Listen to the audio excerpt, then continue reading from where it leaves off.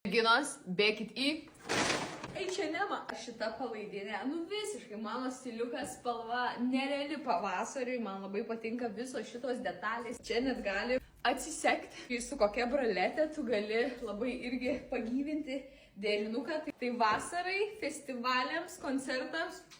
Pažiūrėkit, kokį sijoną radau. Šitas sijonas,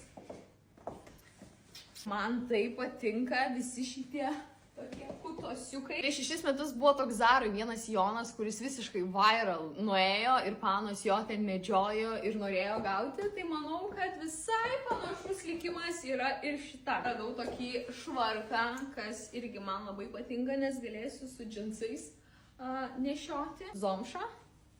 Tai šaltesniems vasaros vakarams užsimesti kaip švarkelį, manau, visai neblogas variantas. Kalbant apie rankinės, iš fast fashion jau stengiuosi nebepirkti ir labiau painvestuoti, kur ne vieną sezoną galėčiau nešioti, bet va šita tiek forma, tiek spalva, tiek dizainu mane sužavėjo ir kadangi aš dabar turiu nemažai tos zomšos ir tamsiai rudos spalvytės, tai galvoju, ne tik prie šito derinuko man puikiai tiks, bet ir apskritai prie džinsiukų. H&M šį sezoną.